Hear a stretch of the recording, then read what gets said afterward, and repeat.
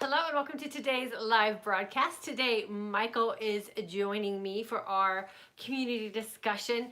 We are going to be talking about mindset shifts. You guys know we talk about that a lot here, and specifically talking about situations that are going on in our lives today, and it's happening all over the world. We're going to share a little bit of our past and some things that we have done to create shifts for ourselves, which are exactly why we are sitting here in the position that we are today. Share with you how we got through some things, some tools that we've used, and offer some advice, hopefully, and some suggestions for anyone who's going through some unexpected things during this time.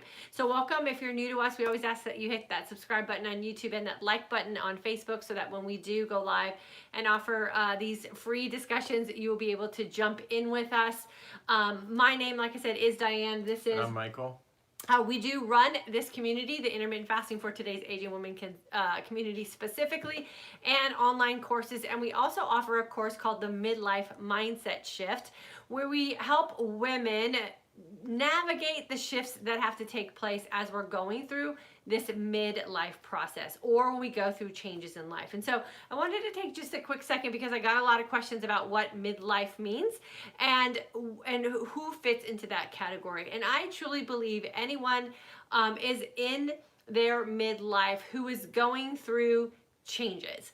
So it is that thing that kind of stops us in our tracks and trips us up a little bit because things are changing and we probably weren't ready for them.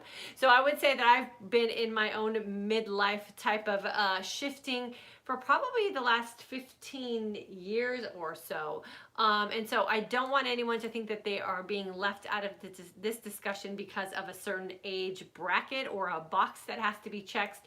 We open this community up to anyone who feels like they are going through some changes. Just don't call me boomer. Just don't call us boomers. Right. We don't like I am that. a boomer. I'm the last boomer.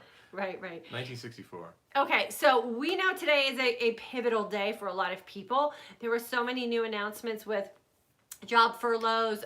We are in the same situation. Michael got the same type of information from the company that he's been with for 36 years. 36 years. And so we are feeling everything everybody else is feeling. I don't want you guys to think that we come here, push, record, and we aren't feeling and understanding what you're going through.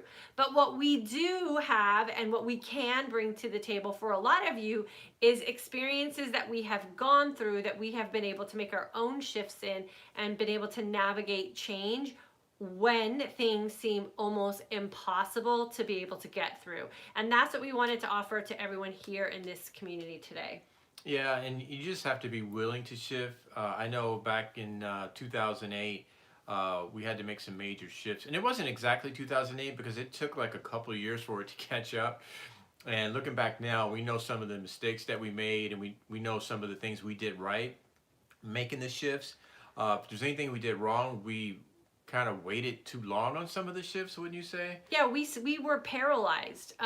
Michael was in the airline industry. He was in the real estate appraisal business industry. I was in the real estate industry as well.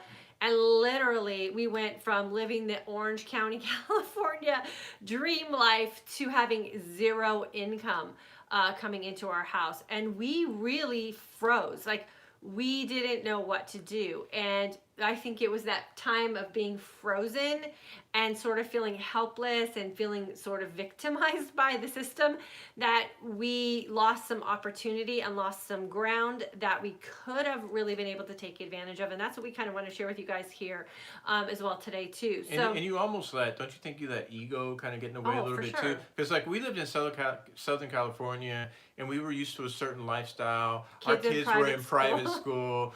We had every cable outfit setup that you could think of, and we kind of waited a little bit longer than we should have to make the shifts we needed to make. That, and that's just financially. Forget all the other stuff that we needed to make shifts on. But that one thing alone was making a huge impact on us, is not having those steady streams of real estate income coming in, and all that froze. I mean, for me personally, I had all my clients were at-home lenders. Most of my clients were at-home lenders, and they all went out of business. And so all of a sudden, there was zero income coming in from them because they just left town. And and there was no income coming in. So it was like, oh wow, okay, what do you do when you're used to a certain lifestyle, certain amount of income coming in? Now that's just done. I Right. mean, that's a huge shift. Right. And the exception to that time versus this time, and I know a lot of people were affected during the early 2000 situations.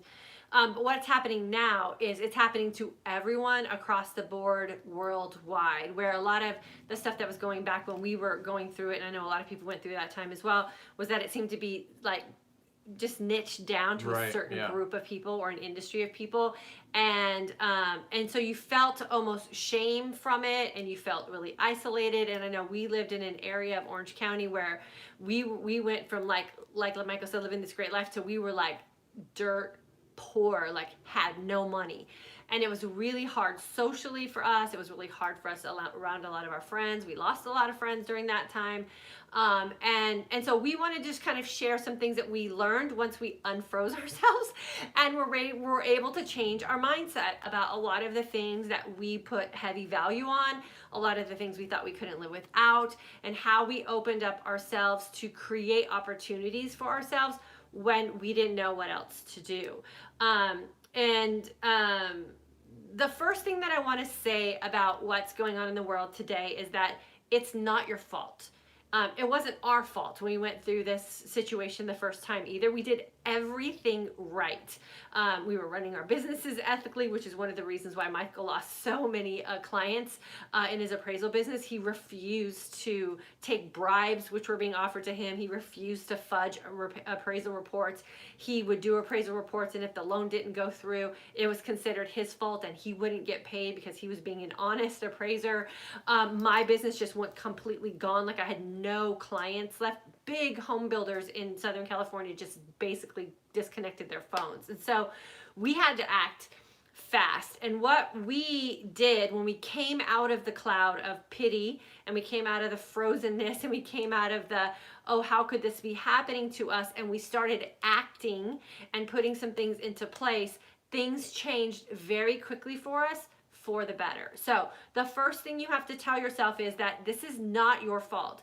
There's no way anyone can prepare to be suddenly unemployed. Or predict. We do our best. I was explaining to this to my son the other day. I'm like, it's really hard today to put 8 full months worth of savings away to be able to live off of if the worst case scenario happened, because you have to put money in your 401k, you have to pay your taxes, you have to help your kids get through college, or at least, supplement them any way you can, and there's living expenses. I said, so it's hard. It would be dreamy if we all could do that, but for a lot of people, especially when you have kids, it's really difficult to live that lifestyle. So don't feel shame if you don't have 8 months worth of savings that you could draw off of for the next 8 months to get yourself through this without any interruption. And so that's the first thing, is don't feel shame, because shame will be that thing that makes you recoil and pull back and do nothing. So it's not your fault is the first thing that you have to accept. It doesn't matter what situation you're in right now, it's not your fault. The second thing that you need to do, and Michael kind of alluded a little bit to this, is you need to do an inventory of your financial priorities. And I swear to this day, this was the smartest thing that we did as a family. We saw so many of our friends become homeless because of the decisions they made about their mortgages. And this was specific to that time. But the decision that we made as a couple was that our house was the one thing that we had to save. It was our highest financial priority. And so no matter what we did during that time, we did not miss a mortgage payment. Everything that we did financially was to pay our mortgage, because we knew that the housing market was going to come back, and that was going to be an asset for us, and that we wanted to be able to have power in our position when the housing market came back for what we wanted to do with our home, and we needed a place for our kids to live. And to put some context on it, I mean, I don't want to tell you all of our personal business, but I'm going to tell you this just to put context on it. At the time, our equity had bounced up to, we had $400,000 of equity. We were just proud, like, wow, like, living in Southern California, we have all this equity. All that equity disappeared. It disappeared overnight. And it was like, oh, shoot, what are we going to do now? You know what I mean? And our mindset was, you know what? That equity, all that's going to come back. These houses they're going to appreciate again. The housing market's going to come back. It's just going to be a matter of time. Right. And we had people that we knew that were just like, nope, I don't care. I'm giving they were throwing their keys back to the bank. Like, well, it's still our house. So we're going to that's going to be our number one priority. We're going to stay in our house and we're going to keep making our house payments. Right. But we did it because... I'm not shaming anybody that didn't do that. No. That's what we chose to do. And we did it because we wanted our home to be our power play, right? We wanted to be in a position that we had opportunities to make choices when things came back around, because they knew they would come back around. The same thing holds true today. So these lessons are transferable to today. Your job will come back, or an opportunity for you to get a job again will come back. So what are you doing? What's your power play right now with the job situation that you have? Did you just get furloughed, I guess is the word everybody's using. Did you just get furloughed from your job? And if you did, what power plays can you make right now? Have you checked the unemployment website for where you live? Have you checked any kind of resources that your job has to offer as far as opportunities that you can take advantage of there? This is not a time to be afraid to take advantage of what our governments, all governments, I can only speak for the US because that's where I live, but what they're offering people who are affected by this. I know some countries are offering opportunities for lenders to not send eviction notices, or giving people an opportunity to pass up on a month or two of paying your mortgage. Make sure you're doing that research. Is that an opportunity for you in the situation that you're in, to where maybe you can hold on to a little bit of that money and it's not going to be negatively affecting you? Don't assume that that's the position that you're in. You have to do the research, which is why you can't feel victimized, which is why you can't be scared, which is why you can't freeze up during these times. We have to make the mindset shift that we're in control of what's going to come out of this situation. So research what financial opportunities are now available to you and take full advantage of them with pride, not fear and not shame. Take advantage of what's available for you. So check any kind of furlough, what was the word I'm looking for? Specifics that are attached to your specific company. Michael has very specific things that have been offered to him with the company that he's working for, and we're going to take advantage of every single one of those things because he's been with that company for 36 years. That's his right. If you own a business and something's happened where you had to close down because you're a service-related business dealing with people walking in and out, or your business has been negatively affected financially because people just don't have money and they can't buy your goods and services, go to the internet and read all of the opportunities that are available to you to help you get through this time.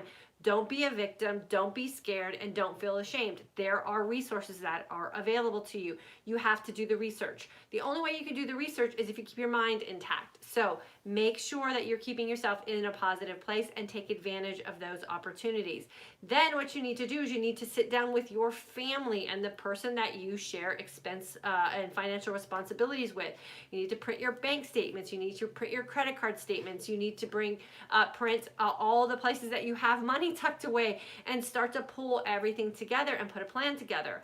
The one thing that we did was say from the very beginning, no matter how tough it gets, we're going to make enough money doing whatever we had to do to pay our mortgage first, because our family needed a home and we knew that that was going to be an asset we can use when everything came out of this. So you have to do this in a non-emotional way. Cable went. All the little nicety gym memberships went. All those recurring little charges on your credit card that are coming every month, and maybe you forgot that they were coming in their services and goods that maybe you're not using anymore. You need to cancel them. You have to do that inventory.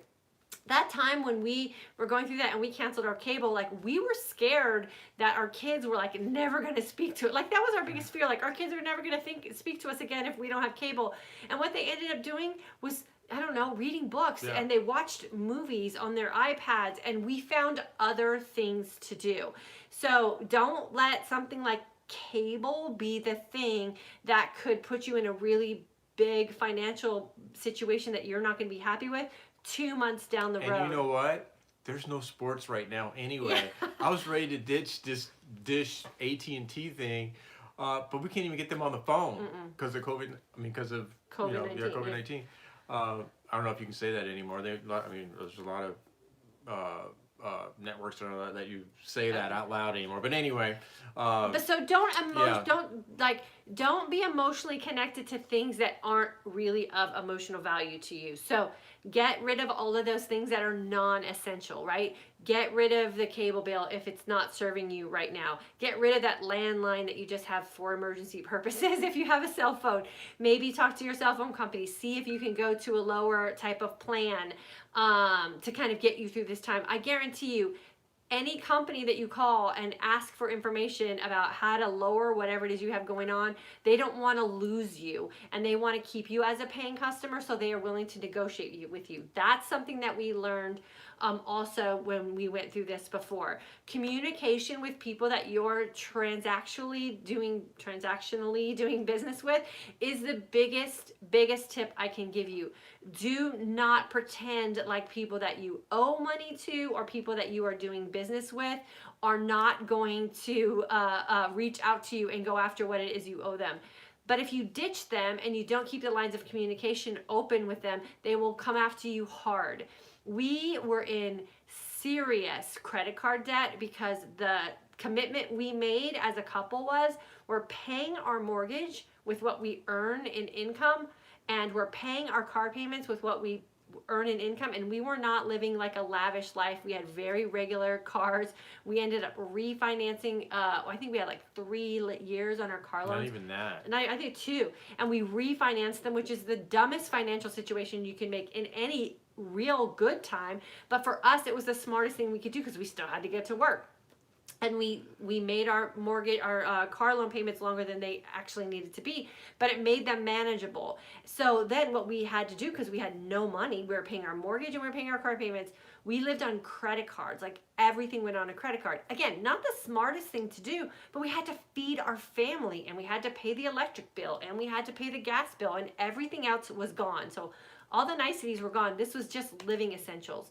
And when they called us, we were the nicest debtors to ever deal with, because we were just like, okay, like, yeah, all my people went out of town. Nobody's, we paying have no me money anymore. So what do you want to do? Like, hey, well, they were like, well, can we negotiate a deal with you? Yeah, absolutely. Yes. We paid off every penny, that we owed, negotiating a deal with them. But hey, that's what we had to do for that time. So right, it is what it is. So we didn't hide from anybody. We didn't cheat anybody. We had a plan. We will pay this back, and we did pay everything back that we ever owed anybody, and we left that situation with really good credit. So but you can't do that without a plan. So you have to be able to, again, shift your mindset from woe is me, I don't believe this has happened to me, this is not fair, I feel so embarrassed. Forget all of that. You don't have time for that. What are you going to do to save the highest priority things in your life in financial terms? What things in your life are non-essential, that are ego-based or just entertainment-based or niceties to have when things are great? Get rid of them ASAP. Negotiate with anybody that maybe you had some loans with, maybe a car payment, or maybe you're already in a situation with your credit cards where you were barely making it and now you don't know what you're going to do. Call people and tell them this is a worldwide crisis. You're not the only one. You're not being irresponsible. The most responsible thing you can do is call people and create an action plan that works for them and that works for you, and then make sure that you are logging everything that you are doing. I had a folder, I swear it was like this big, and every conversation I had with people and every promise I made to someone, I kept a log of it. And anytime anything came in that was extra for us, we paid the people that we promised that we were going to pay, because that's the decision that we made and that's the action plan that we had. The other thing that I want to talk about, if you're feeling like, what do I do to make money? This was also a time where we had to make really big shifts and we had to get really, really creative because I had already left my corporate job. I started a job from home. Now my job from home was gone. Michael had 2 very successful careers he was working in, both of them. Yeah, the airline industry got hit at the same time. That was right at their beginnings of going through bankruptcy and all the stuff they went through at that time. And of course, like I said, a lot of my clients had just left town. You know, they just didn't meet any of their, I mean, they owed me all kinds of money that they didn't pay me. Right. And some of my larger clients I worked for, some of the banks, they made a huge shift where they put a middleman in between us and the bank, and they owned the middleman, and they wanted to pay us less money. So all that hit all at the same time. So he was doing 10 times as much work for a fraction of the money that he used to make. So, I mean, when I'm talking, like, it was scary. We didn't know sometimes if we were going to be able to feed our family. So we went from like private school, baseball teams, living this life of like an everyday type of family, and to like, I don't know if, Michael, we don't have any money. Like, I can't buy groceries for our kids this week. And it was hard too, because we were financially responsible people with 800 plus credit scores, you know, and then you just feel that sense of pride, like, you know, you think that's who you are, like, hey, we're 800 plus credit score people, like we don't ditch credit cards, or we don't default on credit cards, or we're never behind on any payments, you know. And I think you kind of let your ego get in the way, because we let the private school thing go on probably a couple years longer than we should. Yeah, because this went on for us for 4 years. So it didn't happen. It wasn't an overnight thing, but the inability to make money, the fact that my business went completely just disappeared, and the real estate business was gone. Michael's business completely changed. Everything hit like 2008. But it didn't really catch up to me. My people didn't start going out of business till probably starting 2009 and 2010. They started going out of business. So we made those financial decisions first because we had to keep as much money as we were making as possible, because we had to make those very high priority commitments first. Then we had to get creative. I had to get creative. I am an able-bodied person. How do I make money in a time where what I knew how to do disappeared? It was just gone out from under me. And so I had to get really resourceful. I did some time at my kids' school where I volunteered to offset the private school expenses and the daycare that we had for Gabby at the time. So I traded time for money, basically, and I would go in and I would work, and she wouldn't pay me, but my kids got to stay in school. I've shared this here before. I called one of my real estate agent friends, and she paid me $20 to walk around and hand out flyers for her real estate business in the neighborhoods that we lived in. So I would walk around and drop flyers on front porches, and at the end of my hour and a half or whatever it was it took me to get them done, she would hand me a $20 bill. And I was so grateful for that $20 bill, because I could turn around and go to Trader Joe's or to the grocery store and buy my family food for the week. $20. Like, it was the hardest money I probably ever had to earn, and I appreciated it so much. I started babysitting for my friends who needed someone to watch their kids after school. I picked up kids after school. People paid me to pick up their kids and help them do their homework while they were at work. I mean, I would do anything that was legal that people were willing to pay me for. You have to get creative. You have to put your ego aside. The last thing I wanted to do was walk around the neighborhoods where I knew people and hand out flyers for $20, but it fed my family.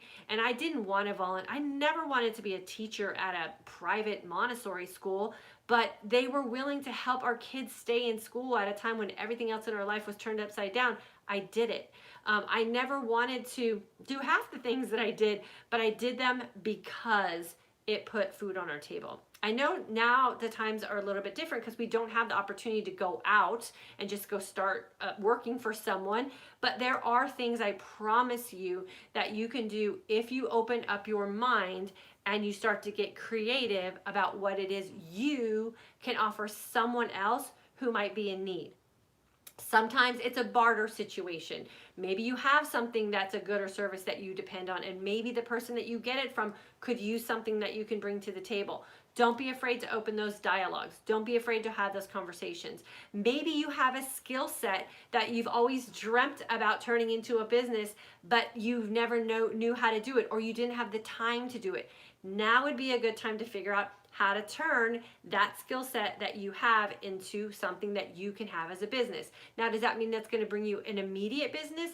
No. But could it bring you a business that could be profitable for you in a couple of months? Absolutely. That's exactly how I am sitting here in this chair with you guys today. Yeah, because Diane shifted into the health and fitness business online in 2010. At that time, and then I shifted from, I mean, I was the guy at work in the airlines that I gave away most of my shifts, and I was a real estate appraiser, and I was kind of known for that at work. So I think ego-wise, it was like, ooh, I got to drag myself back in here as like just a regular guy that's showing up every day, working, you know, my 9 to 5 shift. And I had to get over that really quick. And I ended up being, in 2011, I was the #1 overtime guy in my station. So that was a huge shift for me. And to do that wasn't an easy task, because there was a lot of guys that were working tons of overtime, and they have over the years. And I was the #1 overtime guy. So I made that shift. So again, ego has to be put aside. Victim shaming for yourself has to be put aside. All that stuff has to be put aside, and you have to do an inventory of what you have at your disposal that you can take advantage of. I did a lot of things I didn't necessarily dream of doing in my life, or that I wanted to even do in my life, but I did it for a short period of time to get us through so that I can move on to something else. And a lot of what I did in the fitness industry in 2010, I never wanted to go back to the fitness industry. I had left that when I started college. And so I went back into the fitness industry because that's where my skill sets are. And that's where I really found like, oh, I'm passionate about this and I'm good at this. Why am I not taking advantage of what I already have a skill set in? And so that's exactly why I'm sitting here today. I just do it differently. Yeah. I do it differently than I did it back in 2010. And so think about those things right now. I'm getting so many emails and so many private messages from women telling me how bored they are, how scared they are. What am I going to do with all this time I have now that I'm not working? I'm afraid I'm going to eat. No, we don't do that here.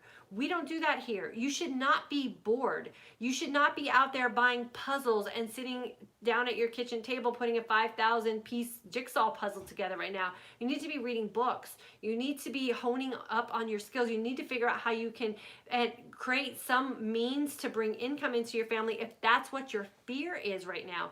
If you're afraid, maybe finances aren't what you're scared of right now. Maybe you're scared that you're going to self-sabotage. Maybe you're afraid that you're going to start drinking again. Maybe you're afraid that you're going to eat your way through these next couple of months because you're super stressed out. No, we don't do that here. You use the resources and the tools and the experience that you already have under your belt, and you lean into that. No one should be bored right now. We have homes to clean. We have gardens we can work in. We have books to read. We have tons. I mean, it's endless. I am never bored. I'm at the end of the day, I'm like, where did all my time go today? I'm busier than ever. I could be bored. I could easily be bored if that's what I choose to do. But I don't have time for that, because in 2 months, everything's going to change, and this girl right here is going to be ready. Yep. This guy right here is going to be ready. And you need to be ready too. If your job calls you back in 2 months and they call you in to talk to you about what you did during the 2 months that you were furloughed, what are you going to tell them you did? Are you going to be able to fit into your power suit? Are you going to feel self-conscious? Are you going to feel bloated? Or is your brain going to be all foggy because you sat around eating stuff that's going to make your brain foggy? Or are you going to walk into an interview possibility and own it? This is your time to shine. Figure out what's going on in the place that you worked. Where were they having struggles before they furloughed you? The one that's going to show back up when they call you back and go, you know that problem we had? I've been working on that over the last couple of months, and I'm ready to help this company succeed because I figured out a couple of things. If you're one of the women who's maybe in our midlife age range, and you're not really good with technology, and you're afraid that maybe you're going to be phased out of your career because you're not as savvy as some of the people coming up behind you. Don't let that happen to you.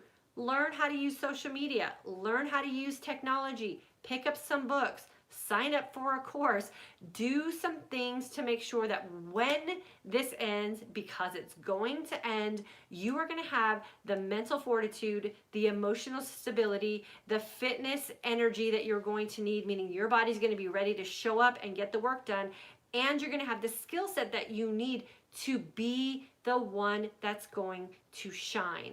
No one is going to be able to take the blame for you self-sabotaging yourself over the next couple of months except for you. You don't have time for that, girlfriend. You do not have time for that. You need to come out of these next couple of months a better version of yourself. Read books, listen to podcasts. Don't sit there and just consume information though. What I want you to do is find things that you can lean into, listen to, read, learn from, and then go implement it. So many people are being stuck in this mode all day, accomplishing nothing. Make sure that what you're tuning into, where you're spending your time, is going to bring you the resources and the skill set that you need, so that in a couple of months, you are going to be the person that someone's going to want to come back to their company. You're going to be the person that someone's going to want to come back and do business with. Do not shelve these opportunities that you have afforded to you today. You have time, and if you're a person that's complaining about being tired all the time, take advantage of the time that you have and sleep a little bit more. If you don't have to commute anymore, use that time to get yourself rested up. Everyone's going to be in a fury in a couple of months. Everyone's going to be racing to take advantage of getting back to normal. You need to be able to make sure that you can catch up. A ton of opportunities, you guys. There's going to be so many opportunities out there. I mean, it's going to be unbelievable, because people are going to, I mean, if you just think about it, I mean, people are going to be, we're so, you know, we're stuck at home, and we're so confined that once the leash is taken off of us, we're just going to go out there and we're going to be consumers again, and we're going to be buying stuff, and we're going to be taking on new projects and new career opportunities. And like Diane said, you know, you got to be ready for it. You know, that shift we made coming out of California landed us here. Let's share a little bit about the shift that we made from California to here, so you understand why it is we wanted to share this with you guys. So when the market started coming back in California, and we protected our number one asset, our biggest financial responsibility, we took advantage of everything coming back. What we did is we sat down again, and we had a meeting. How do we want our life to look now that we're coming out of this? And we were in debt. So the market came back in the real estate industry, but California was just as expensive as it's always been. And we're in debt because we had to feed our family. We made those choices, we owned up to it, and we wanted to pay everyone back that we were in debt to. So we put our house on the market. California girl, like, I was born and raised in California. Michael had been in California half of his life. Our kids only knew California. And we thought about, where can we go? And our equity came back. So where can we go and live and create the life that we say we want for ourselves and our kids? Where can we go and create a new opportunity for us? And we ended up here in Dallas, because that's close to the airport that Michael could retire from at American Airlines. And I had lived here before in Texas. The schools were great, the economy was great, and we could buy a house that was going to be a fraction of this house that we had in California, and we could start over. So we did what so many of our friends thought was absolutely crazy and impossible to do, and we didn't care what anybody else thought. We did what we had to do for us, and we put our house up on the market, and we sold our house, and we took all the equity from our house that we needed to pay off everyone that we owed money to. We came to Texas. We bought a moderate house. We brought our cars with us that had been paid off now, and they were 15 years old. We didn't buy new cars. We came back to Texas. We came here to Texas, and we started over. We wouldn't have been able to start over had we ruined our credit, had we walked away from our home, had we not created new skill sets for ourselves, had we frozen, been scared, and played the blame game like a lot of people in California did at that time. We put a plan together and we executed it. Because of that, we had opportunities that were afforded to us when everything came back.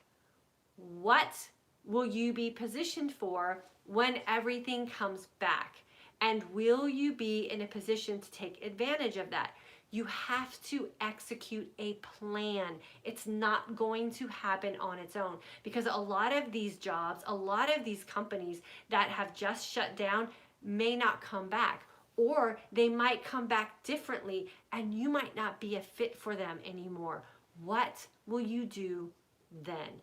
You have to have a plan and you have to start working on it now. We do have our midlife mindset shift course.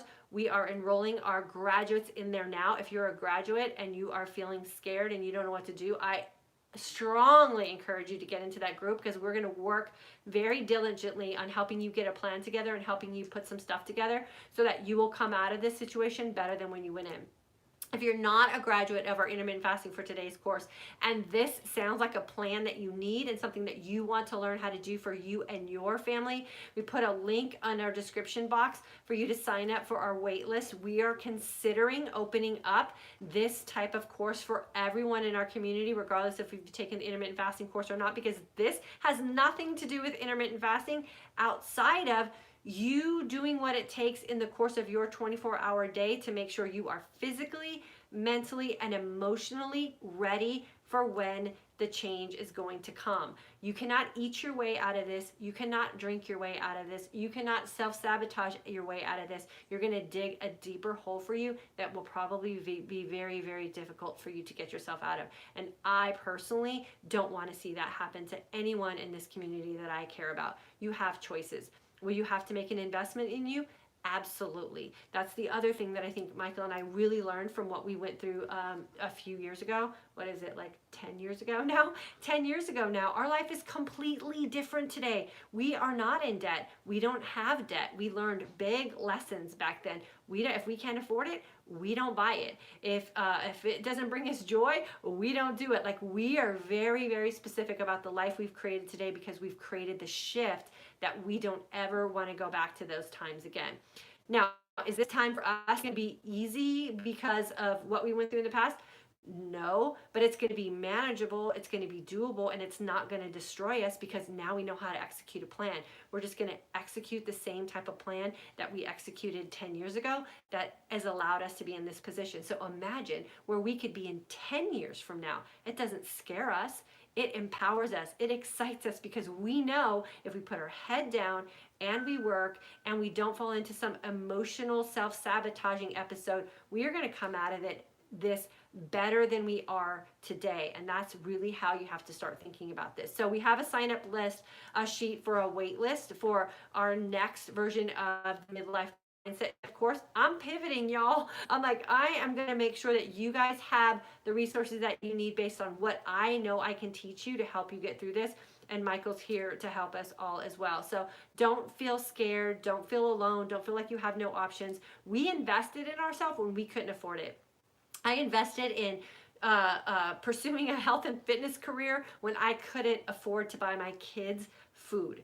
I did it because I knew that there was going to be an opportunity for me down that road if I just kept working on it. And it has proven to be beneficial to us time and time again. Like I said, it's why I'm sitting here. Michael honed in on his real estate. My real estate appraisal business was way bigger here than it was in California. Yes. And and we had no idea what my real estate business would be like here, but I thought maybe it could be better here. And with a little research I did, and sure enough, I mean, it proved to be very successful. So make sure when you're making decisions about anything that you're going to invest in to move you forward, that you do it from a mindful place and not an emotional place. Emotion only drives fear and bad decision making. So you want to make sure that you create to-do lists, you create pros and cons list, you investigate what it is that you think you want to do, pray about it a lot. Everything that we did, we prayed about, and served us well as well. But now's not a time to feel like you can't afford to invest in yourself. Do you want to go back to school? Now might be a great time. There's all kinds of online learning opportunities with universities if maybe you need to finish your degree, because that degree is going to be that open that door for you down the road. Michael and I are both college graduates in our mid-30s. We went back to school to get our college degree in our 30s because we needed to have that piece of paper to open up doors for us down the road. We are like the king and queen of mindset shifts in our life to open up opportunities for ourselves. So make sure that you're looking at those things as well. I think the other thing that what's happening today is also going to prove is that there's a lot of things that could be done in this type of environment as opposed to an office type of setting. Are you going to be ready for that? Can you hold your own in an online type of world? And that's one thing that I had to figure out for myself as well. I had to learn from scratch. How do you start an online business? How do you start courses? How do you teach people to do what it is that you consider yourself an expert at? And I can teach that and share that with you guys as well here in this community. So we're here to help you guys. The best thing I can tell you to do is don't throw a pity party. Don't feel sorry for yourself. Don't be scared. Use resources that are available to you. You have to do the work. You have to read the information, Q&As, FAQs, whatever's out there. We did that ourselves this morning, just in case. We don't know. April 1st is, when everybody's bills are due. How's that working out for you this month? And do you have a plan for May 1st? You have to start thinking 30 days ahead for these kind of things, and what kind of things can you do to prepare yourself to get through to June 1st and July 1st. And if you need help, make sure you know where you can get that help, and make sure you understand what all the rules and regulations are about that. And don't be ashamed if you need to get some assistance during these times. Everybody needs to get assistance. Make the shift. The whole world's going to shift right now. We got to shift with what's going on. Yes. Yes. And, I always say this, last month this was the beginning of all of this crisis where people were starting to feel scared about things. And I've had women who registered for my Intermittent Fasting for Today's Aging Woman course, and they hemmed and hawed about whether they should join for months and months and months and months, and finally did last month and didn't even show up for the welcome. Don't be that person. Invest in yourself and show up. Go back and finish the course if you signed up and you haven't finished it yet. It'll change the way you think about things. If you've joined someone else's course and you haven't finished it, go back in and listen to the course information. Finish the book that you need to read. Finish the classes that maybe you started. This is our time to do all the things that we have always been previously too tired or previously too busy for. Don't complain about being bored. We have things that we need to do. So get to work, make those lists, do the financial inventory, create priorities financially that are the must get done things first. Make an action plan for things that you feel like maybe you can't afford to do, and call the people that you have a contract with. Create some sort of plan. Companies are being very, very forgiving right now because they know that they're hurting too, and they do not want to lose you as a customer. One lesson I always tell my kids is always be, when you're in class, always be the student that says good morning to the teacher. Always be the student that the teacher can count on to behave. Always be the student that turns your stuff in on time. Always be the student that does the extra credit, because there might be that day when maybe something is going on in your life that you have no control over, and you might need to go to your teacher and ask for a favor. You want to be the kid that the teacher is so willing to do a favor for because you're that stand-up kid in class. You're the one that always turns in your work. You're the one that always helps out. You're the one that always has a smile and says good morning. We need to be those people now, right? We need to be those people, and we always need to be those people that when something goes astray and it's not our fault, we need to be the stand-up people that people are going to be willing to break the rules for, or create some leniency for, or give some forgiveness to, because you've always been that best customer, or you've always been that person that takes care of things. People are willing to give you a little bit of leeway if you've always been that person. So don't be afraid to ask for help, right? Yeah. Okay, so let me see what we got here from our Facebook group, and then we'll jump onto YouTube for sure. Can you grab my thing right back there? Teresa, I'm a boomer. Yeah, we got a lot of boomers. Our kids love calling us that. I'm not a boomer, right? I think I'm just missed. I always forget what category I'm in. I don't pay attention to those things too much, but I love all of our boomers here. Michael loves hanging out with you guys.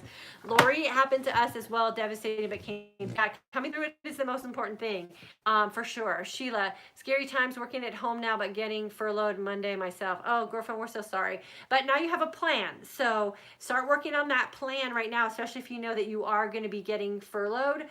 Start to create that financial plan right now and start to create that to-do list and the pros and cons lists and get yourself an action item plan going for sure. Deborah, hello. And Debbie, thanks for joining us today. Hey, Debbie. Lori, this too shall pass. Yes, it will. Girlfriend, can't stick your head in the sand. Be proactive. Absolutely. Debbie, hello to you too. Lori, many car loan companies are freezing payments for 3 months. You have to call. Also, utility companies. Yeah, for sure. You have to be the one that calls. They are not going to call every single one of their customers. So get your list together. That's why pulling out bank statements and credit card statements and all of the financial places where you hold transactions, pull them out and use them like a checklist. Call them. Maybe it's a time or two you might have something that's just a tiny little thing that you need to pay off, and it might be in your best interest to just pay it off right now and get rid of it and get it off of your monthly payment list or whatever. So do all of that too. But yes, be proactive for sure. Thank you for saying that. It can happen to anyone for sure. Sheila, I cleaned houses before to get through tough times. Yeah, so now's one of those times where you have to get really creative. Like really creative for me was volunteering at my kids' school. Trust me, I didn't want to do that. Well, being creative was delivering flyers for my real estate agent friend. Like I didn't even know that was a possibility. I just asked her. I also started an in-home fitness business, which I know you can't do now, but you can do online stuff. And I trained girlfriends in my garage. Like my friends trusted me enough with what I knew about health and fitness to pay me to train them in my garage. I did that. I made healthy meals for a girlfriend of mine who was having problems with getting her nutrition right. And every morning she came to my house and she picked up food and she paid me to create meals for her so that she could lose weight. So you never know until you ask, what people look up to you for, what people count on you for, what people think you're an expert in, and they might be willing to, to tap into some of that. Right now, administrative services, social media things, graphic design things. If you're a good manager and multitasker, those are those skill sets that a lot of people need right now because they're managing things that we're managing a bunch of stuff in our own home that we're not used to managing without help. And those are services that you can provide other people for sure. Fred Green says, does he ever speak? Every now and then, I'm the Ed McMahon of this combo here. Sheila, Michael has been talking if you were watching the whole thing. Yeah, thank you, Sheila. Patty, awesome advice, guys. Very much appreciated. Stay safe and healthy. Yeah, you too, girlfriend. You should just text Michael. He'll talk to you all day, actually. We little do you guys know, we call Michael we call him the politician because everywhere Michael goes, Michael meets a friend. And when we were traveling when the kids were little, I've been called the mayor before. Yeah. He every time we got onto a plane with the kids, if it was me holding Gabby, who was a baby or a toddler, everybody looked down. They didn't want to make eye contact with me, and no one talked to me, right? If Michael walked on the plane with Gabby, he walked out of there with Thanksgiving dinner invitations and family stories. They just loved him and they just talked to him and they just thought it was the best thing ever that he was taking care of this little baby. When I did it, it was no one wanted to talk to me. Don't sit beside me on the plane. So I used to get so annoyed because I would just end up giving Gabby to Michael so that that he could get the Thanksgiving dinner invitation and have good conversations with people, and then I wouldn't get shunned for not, I can't see the comments on here, for not, yeah, I did that already. Oh, there we go. Okay, cool. Okay, Queen Di. I love that name from Missouri. Sandra, hello, grad, August 2019. Enjoy your videos and information. You're welcome, girlfriend. Sandra from Virginia. We got more boomers on here for sure. See, Nancy, December 2019, grad, DC now from SoCal, Orange County. You're saying when in debt, fast it out helps me to stay on track. it's difficult to, with the stress and wondering how to change your mindset. Yeah. So, you know, oftentimes we use food as a drug, right? And that drug changes how we think. It's all a chemistry thing. And the one thing you want to stay away from right now is just junky, sugary food, because it will make you depressed. It will make you low energy. Being in that energized sense of calm, if I can, I would recommend being there as much as you can, because that gives you that energy, that internal energy that just makes you feel super, super optimistic and ready to take on your day. Put that energy to use. So there's the energized sense of calm that you get through long, clean fasting, and there's the drugged out energy drain that we get from feasting, especially feasting poorly. So where do you want to live? Drugged out, energy drain, or do you want to live in the empowered, energized sense of calm? Well, I think we should all be living this energized sense of calm, and the only way we do that is through clean fasting, right? So lean into the fasting, and yes, when in doubt, fast it out for sure, because that will keep your mindset straight as well.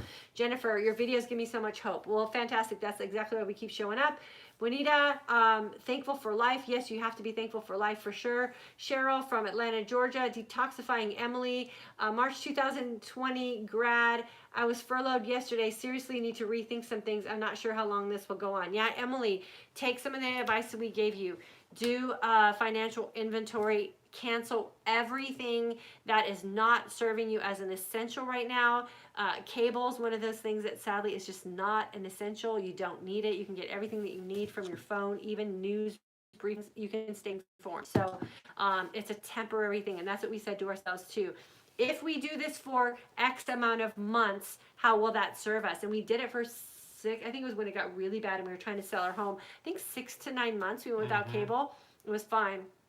The other thing that was really shocking to us when we went through this whole change was we had to live in an apartment here in Texas for like 4 or 5 months. And to this day, our kids say that was the best time. Like, they have such great memories of living in an apartment. And I've always lived in a home growing up. I lived in an apartment on my own, but raising kids in an apartment just seemed like, how do you go from a home to raising kids in an apartment? And they loved it. And I was like, if I would have known that they would have loved living in an apartment in Texas, we would have done this a long time ago. So don't be afraid of change. Moving out of California, living in an apartment. Just because our house was being built. Our house was being built. And, you know, and making that change to go to a place that was totally new to all of us for a better lifestyle was the best decision that we made. And so many friends, so many people we knew in California were just scared to do that. We weren't scared. I didn't have a job when I got here. I created a career for myself.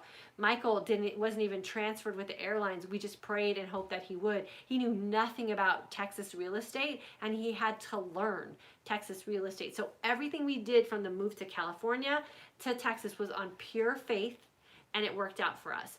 And we are grateful for it every day. Don't be afraid to create change if you have the opportunity to create that change. You just might realize it's the best thing that you could have done for you and your family, for sure.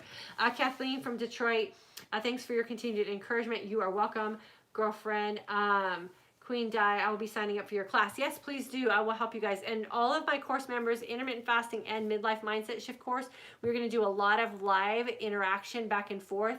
And we're going to do what I call the hot seat, where if you're personally going through something difficult, we're going to let you and I talk about it live together in front of the course to kind of help you get through it and help some other course members as well. So we're going to get through this together, I promise you. But you got to be willing to show up for yourself. I'm not going to come find you. You've got to show up, and you've got to be willing to do the work, and you have to be willing to be open enough to create some change if change might be needed. So I'm super excited to get to know you guys a little deeper that way as well. And then Lynn from Toronto, July 2019 grad, also midlife mindset shift. We're going to have some fun together, girlfriend.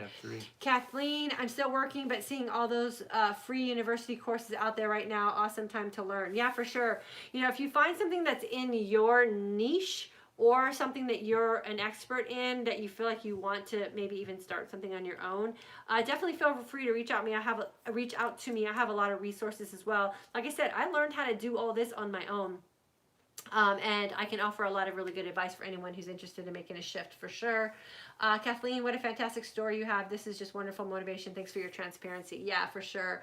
Maz Borneo, what will you be positioned for when everything comes back? Thank you. Very inspirational. Yeah, for sure. We have to think about that. Don't get so stuck in what today's news is. really keep dreaming about your tomorrows. And we talk about that here a lot. Everything we do is for tomorrow.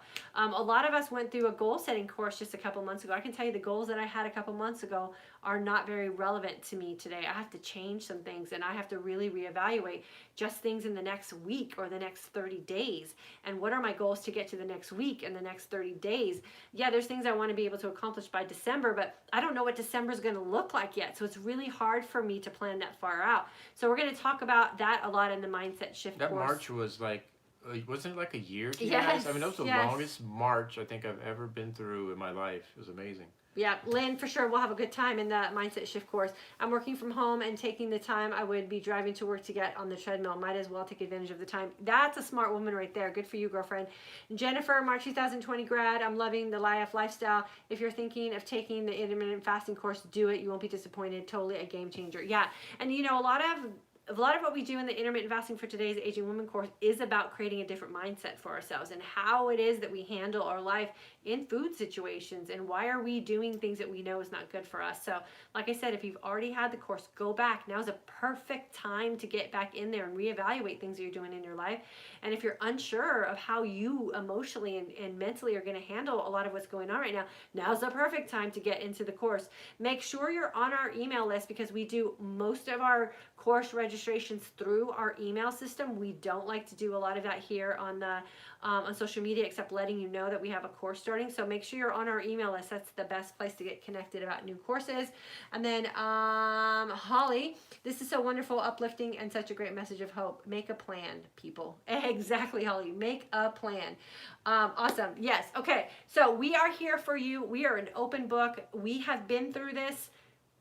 It was a hard 4 years for us, and I can tell you that we feel blessed for the experience. It's serving us very well right now, and what you do some of the time is what you do all of the time.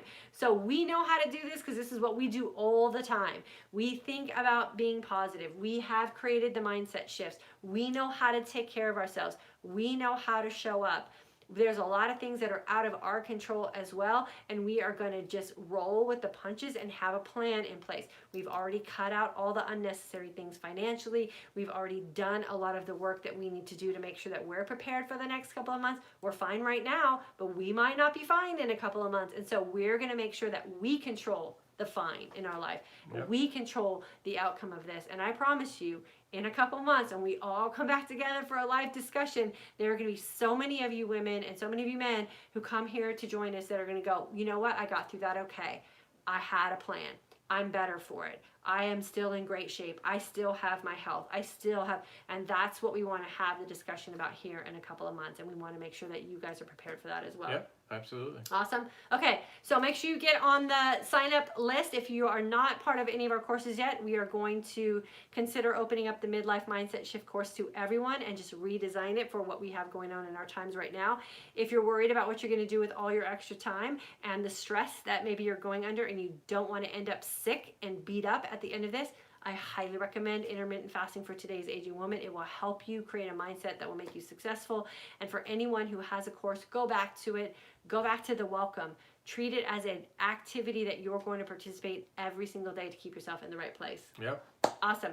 Okay, I'm here for you guys. If you need anything, email me or DM me, and I will help you the best way I can. But don't you dare email me or message me and tell me that you're bored, because girlfriend, we ain't got time. We ain't got time for that. We ain't got time for that. All right. Okay, we'll see you guys on Monday, or we'll see you around somewhere. We have courses starting on Saturday, so my Midlife Mindset Shift course, I think we're going to move our live to Sunday, and our Intermittent Fasting for Today's Aging Woman course we're going to have on Saturday, but I think I'm going to change the time for that to make it a little bit later so more people can join us live. So just keep an eye on your inbox. I'll make sure I'll email everybody. Have a good weekend, you guys. Stay positive. Yeah, have a great weekend. Find things to be grateful for. Count your blessings, and we're here if you need us. Talk to you guys later.